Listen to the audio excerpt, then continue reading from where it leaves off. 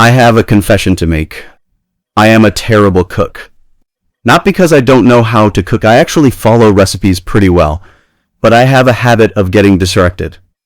I'll put a pot on the stove, walk away to check my phone, and come back to find a blackened, smoking mess. Over the years, I have ruined at least a dozen pots.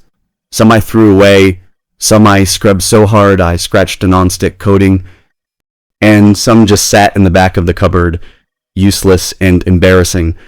I remember the last time it happened, I was making a simple tomato sauce. I left it simmering for 10 minutes, but I got a call from my mom and forgot about it. When I came back, the sauce was a charred, crusty, black layer that had fused to the bottom of my favorite stainless steel saucepan. I tried scrubbing it with steel wool. The burnt layer barely budged, but the stainless steel got scratched. I tried soaking it in soapy water overnight. The next morning, the burnt crust was still rock solid.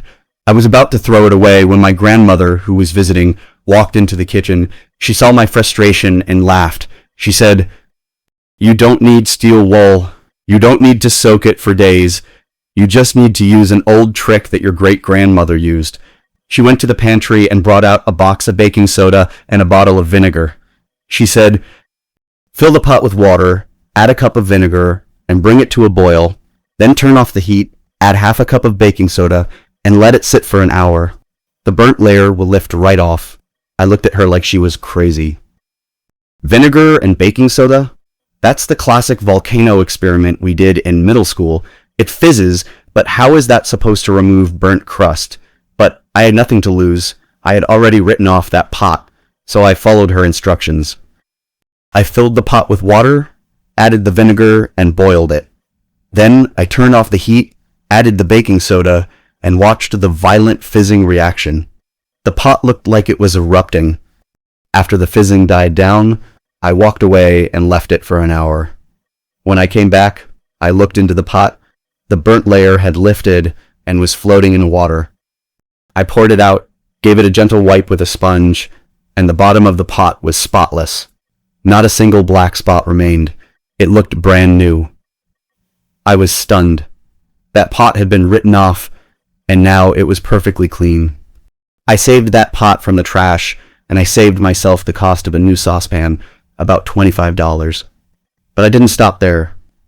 I wanted to test this ancient trick on different types of pots, different levels of burn, and see if it worked on other burnt surfaces. So I spent the next week intentionally burning pots and pans just to test the limits of this technique. And what I learned changed the way I think about cleaning forever. This is not a sponsored video. I bought the baking soda and vinegar with my own grocery budget. And honestly, I wish I had known about this trick years ago. Let me give you some context about why burnt pots are so frustrating to clean.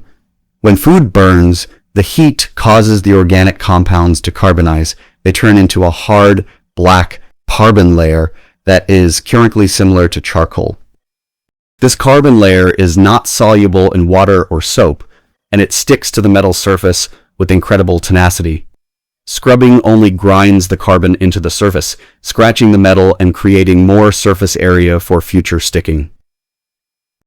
The old trick relies on two chemical reactions. First, the vinegar acetic acid works on the metal oxides and some of the carbonized food at high temperature, softening the bond between the burnt layer and the pot. Second, when the baking soda sodium bicarbonate is added to the hot vinegar solution, they react to produce carbon dioxide gas. The fizzing action creates thousands of tiny bubbles that physically lift the softened carbon layer away from the metal. It's a combination of chemical softening and physical agitation, all without harsh scrubbing. It's elegant, simple, and it works. I decided to test this method on 3 different pots. A stainless steel pot with a thick burnt sugar crust, a non-stick pan with burnt cheese, and a cast iron skillet with a layer of polymerized oil. For each pot, I used the exact same method. Water, vinegar, boil, add baking soda, let it sit for 1 hour. I documented the before and after. For the stainless steel pot, the burnt sugar crust lifted off in large sheets. I could literally peel them away with a spoon. The surface was completely clean and shiny. For the nonstick pan, the burnt cheese came off effortlessly, and the nonstick coating was completely undamaged.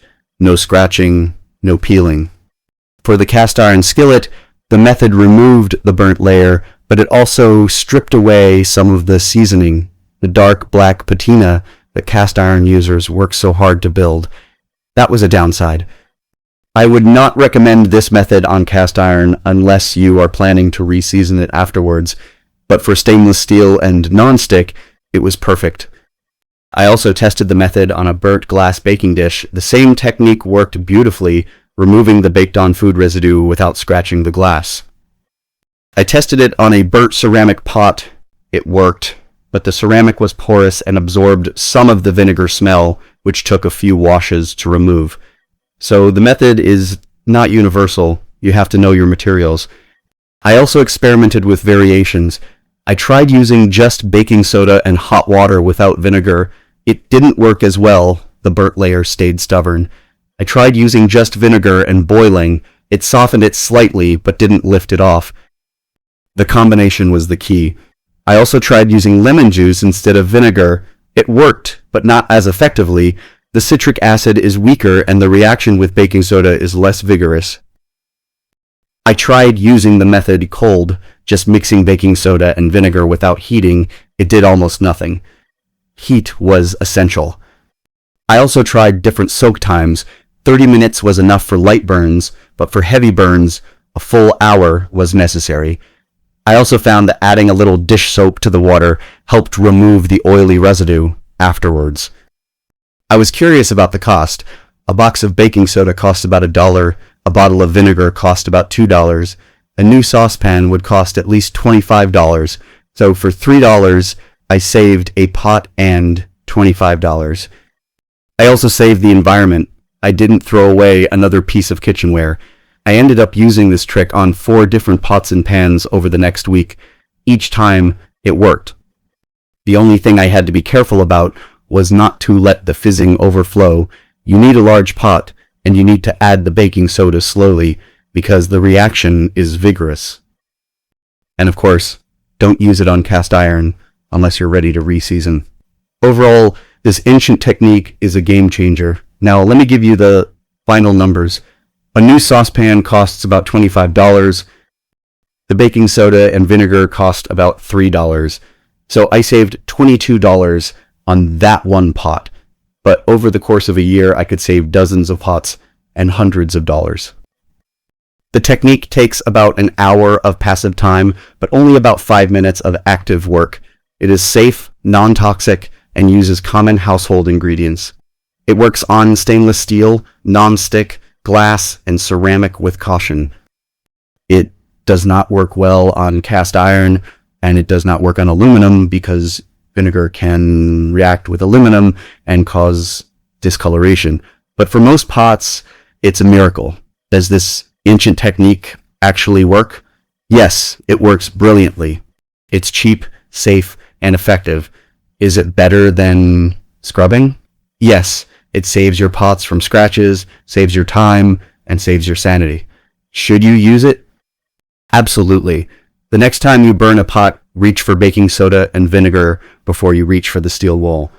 The most important thing I learned is that sometimes the best cleaning solutions are not in a fancy bottle, they are in your pantry. My grandmother knew that, and now I know it too. If you enjoyed this experiment and you want to see more real tests like this, you need to commit to this channel right now. Subscribe to Overlooked and hit that notification bell, because I test the hacks that nobody else dares to try, and I show you the truth, whether it works or fails. Trust me, you will not want to miss the next experiment. If you have ever used this trick, or if you have any other cleaning hacks, let me know in the comments. I genuinely want to hear your experiences, good or bad. Thanks for watching. And remember, sometimes the best way to clean a burnt pot is not to scrub harder, It's to use the right chemistry. You just have to be willing to try. See you in the next one.